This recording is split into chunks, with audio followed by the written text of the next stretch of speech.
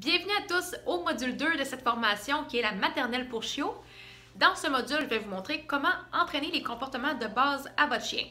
Fait que en maternelle, je m'attends pas à ce que les gens soient capables d'apprendre les comportements à leur chien en ayant enlevé la gâterie, puis juste comme en faisant rien, que les gens disent le mot puis que le chien s'exécute pour toutes les choses.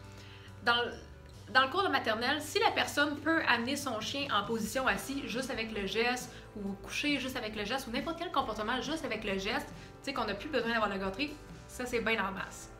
De mettre juste un mot, un commandement vocal, ça on verrait ça plus en obéissance de base ou avancée.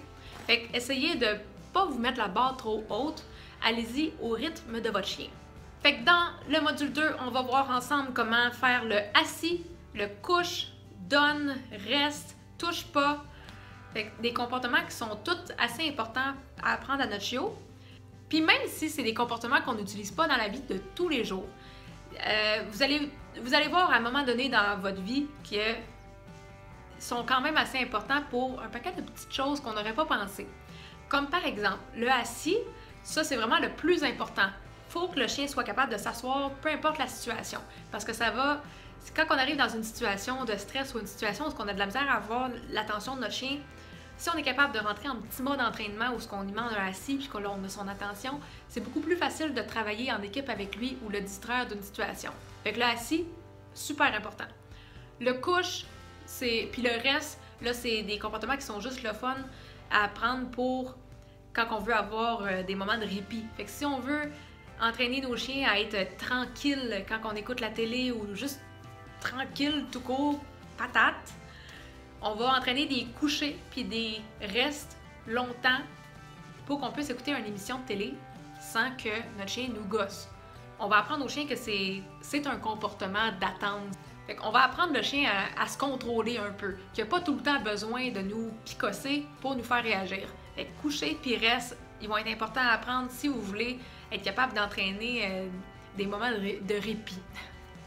Puis sinon, les comportements donne et touche pas, ça c'est des comportements qu'on va voir pour si vous aimez comme jouer avec votre chien, si vous voulez pas vous frustrer après votre chien parce qu'il vous ramène jamais la balle ou parce qu'il vous la donne pas ou parce qu'il part avec puis il vous grogne après. Ces comportements-là vont vous aider à gérer ça. Votre chien va aimer vous donner des choses, il va aimer travailler avec vous.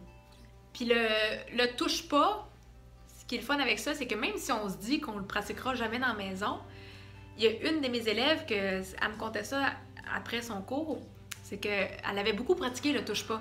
Puis son chien, il volait plein de choses dans la maison, c'est un petit chihuahua. Puis là, à un moment donné, cette personne-là, elle prenait son bain, puis elle avait mis ses lunettes sur le bord du bain. Puis je sais pas pourquoi ses lunettes, ils ont tombé par terre.